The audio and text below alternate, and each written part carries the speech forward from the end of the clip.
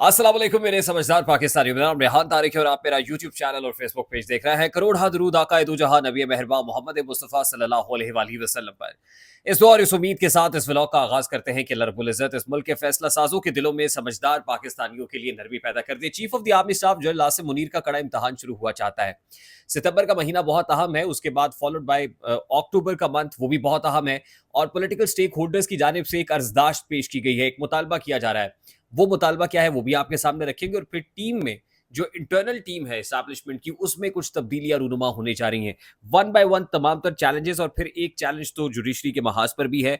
ये तमाम तर डिटेल्स आज के इस व्लॉग का हिस्सा होंगी, लेकिन उससे पहले मैं आपको बताऊं कि कल का रोज यानी पीर का रोज, सोमवार का रोज पाकिस्तान तहरीक इंसाफ और इमरान खान के लिए इंतहाई क्रूशल, इंतहाई अहम होने जा रहा है, क्योंकि election tribunal justice Tariq Mahmood Jahangiri Islamabad high court के जज की सरबराही में इस्लामाबाद के 3 हलकों के मामले पर समाअत करने जा रहा होगा। और ये समाअत एक ऐसे मौके पर होने जा रही है कि जब पत्तन की जानिब से एक ऑडिट रिपोर्ट आ गई है और इस ऑडिट रिपोर्ट में चश्मकुशा इंकशाफात किए गए हैं, हकाइक से पर्दा उठाया गया और स्टैट्स की सूरत में कितने पोलिंग स्टेशन कुल हैं, कितने पोलिंग स्टेशन पर ऑडिट हुआ है और उसमें नतीजा क्या है और उस नतीजे को कैसे तब्दील किया गया है। यानी किस तरह Pakistan Tehreek Insaf backed candidate lead कर रहा था, उसको जो है वो रिवर्स किया गया और उसको दूसरे नंबर पर दिखाया गया और पाकिस्तान मुस्लिम लीग नून के कैंडिडेट को जितवा दिया गया। ये तमाम तर स्टैट्स, तमाम तर आदाद शुमार, हकायक आज के इस व्लॉग का हिस्सा होंगे। और तीसरी बड़ी इंपॉर्टेंट चीज, किर्गिस्तान की जो सिचुएशन है उस पर आज 3 वफाकी वज़रा ने प्रेस कॉन्फ्रेंस की। एक तो डिप्टी प्राइम मिनिस्टर इसहाक डार साहब सेंटर में बैठे हुए थे, अता तारड़ साहब थे और अमीर मकाम साहब थे। इतलात ये आई थी कि वजीर आजम ने इंस्ट्रक्शंस दी हैं इसहाक डार साहब और अमीर मकाम को कि आप फौरी तौर पर किर्गिस्तान पहुंचे और तमाम तर सूरत हाल का जायजा लें। लेकिन किर्गिस्तान जो इंतजामिया है उसकी जानिब से इस वक्त को एब्सोल्युटली नॉट कह दिया गया, इनकार किया गया कि आप अभी नहीं आएँ। और जो वजीर खारजा इसहाक डार साहब की जानिब से बताया गया, वो ये बताया गया कि वहाँ की जो हुकूमत है वो ये कह रही है कि अगर आप यहाँ पहुँचेंगे, हालात जो है वो ऐसी हाइप की सूरत हाल इख्तियार करेंगे और हमारी जो अपोजिशन है वो अपोजिशन जो है इसके ऊपर सियासत करेगी। यानी जो पॉलिटिकल कैपिटल है वो हमारा जाता रहेगा।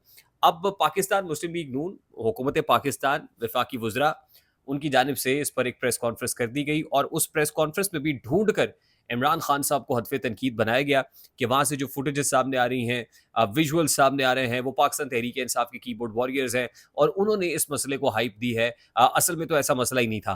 हालांकि कल गुज़श्ता रोज़ मैंने अपने इसी यूट्यूब लाइव के अंदर किर्गिस्तान से एक स्टूडेंट को शामिल किया था। सलमान, उनकी गुफ्तगू आपने सुनी थी और वहाँ पर जो सिचुएशन थी उसके बारे में जो एनी शाहिदीन है, ज़ाहिर है वो बेहतर अंदाज में बता सकते हैं बनिस्बत उनके जो बेशक वफाकी वज़रा हैं, लेकिन वो यहाँ बैठे हुए हैं। और वहाँ की जो एम्बेसी है, हमारी बहुत छोटी सी एम्बेसी है, 3 लोगों पर मुश्तमिल है, 2 वहाँ पर एम्बेसडर्स हैं। तो उन्होंने वो बेबस दिखाई दिए, वो उनके कंट्रोल में मामलात बिल्कुल नहीं थे। ताहम खुशी की बात यह है कि बताया ये गया है कि तकरीबन 540 मुसाफिरों पर मुश्तमिल 2 परवाज़ें पाकिस्तानी तलबा की वो पाकिस्तान आज लैंड कर जाएंगी। गुज़श्ता रोज़ 140 जो पाकिस्तानी तलबा हैं वो भी पाकिस्तान पहुँचे और वफाकी वज़ीर दाखिला मोहसिन नकवी साहब ने उनका इस्तकबाल किया और फिर कहा कि शटल चलेगी और वहाँ जिस जिस शहर से जो जो स्टूडेंट होगा उसको पहुँचाया जाएगा। ताहम अच्छी बात यह है कि स्टूडेंट्स की वापसी अब शुरू हो गई है और जो वहाँ के हालात हैं अब वो भी बताया जा रहा है कि इमदाद को भी पहुँच रहे हैं। किर्गिज़ जो लोग हैं वो माफ़ी भी मांग रहे हैं, लेकिन उसका मदावा अब कैसे होगा? वो जो एक ट्रॉमा की कंडीशन के अंदर वो स्टूडेंट्स आ गए हैं। कल हमारे साथ एक स्टूडेंट था जो अपने फाइनल ईयर के अंदर था, आखिरी सेमेस्टर में था, 5 साल से वहाँ पर अपनी एजुकेशन जो है उसको जारी रखे हुए है। वो भी बहुत ट्रॉमा में था, बहुत अंडर प्रेशर था और ज़ाहिर है ज़िंदगी और मौत की कशमकश में था। हम दुआ करते हैं कि अल्लाह ताला उनके हाल पर रहम करे और उनका जो करियर है वो भी दाँव पर ना लगे। अच्छा, उसके साथ मैं ज़रा सबसे पहले पतन की रिपोर्ट आपके साथ शेयर कर देता हूँ। ये 3 हलके हैं इस्लामाबाद के और इस्लामाबाद का जो पहला हल्का है जहाँ पर ऑडिट रिपोर्ट सामने आई है, दैट इज़ NA 46 और NA 46 के जो है 298 आउट ऑफ 342 पोलिंग स्टेशन वहाँ की जो पतन ने है ऑडिट किया है, यानी तकरीबन 87% जो कॉन्स्टिट्यूंसी है उसके पोलिंग स्टेशन का ऑडिट हुआ।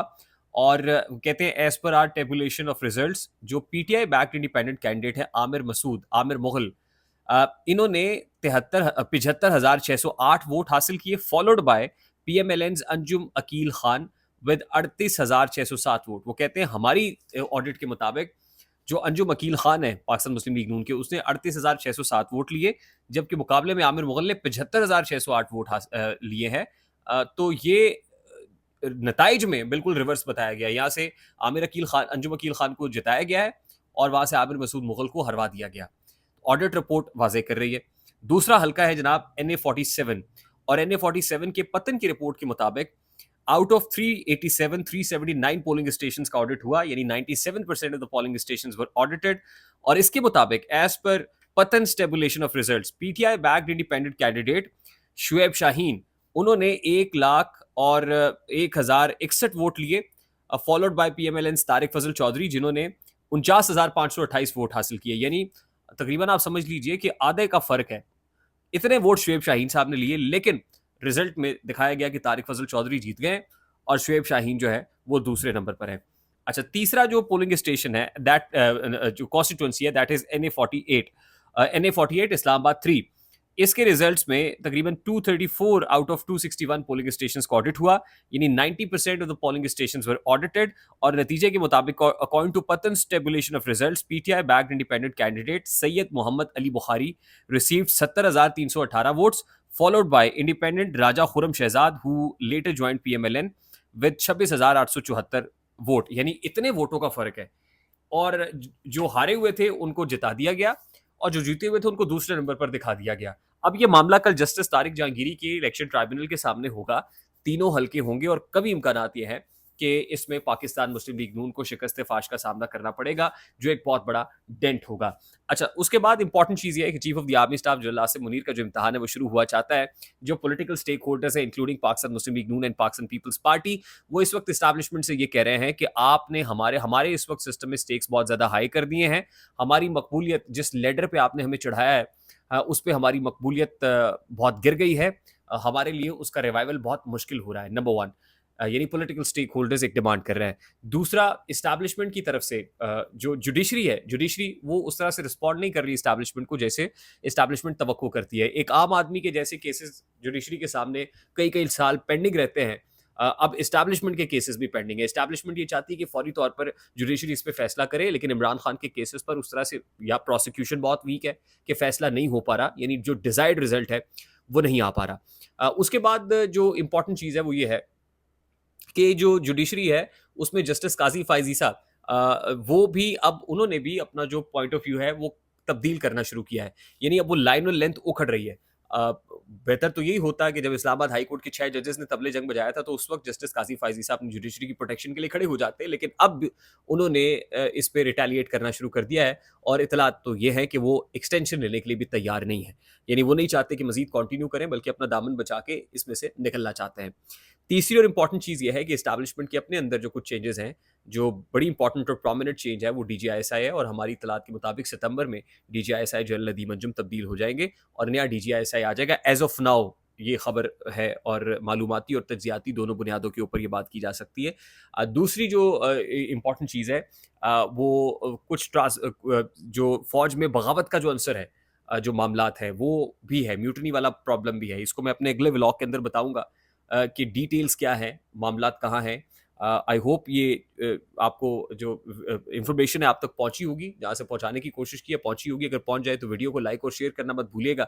चैनल पे नए हैं तो चैनल को सब्सक्राइब कर दीजिएगा, बेल आइकन जरूर दबाइएगा। मुझे रेहान तारिक को इजाजत दीजिए, अपना बहुत सारा ख्याल रखिएगा। अस्सलाम वालेकुम।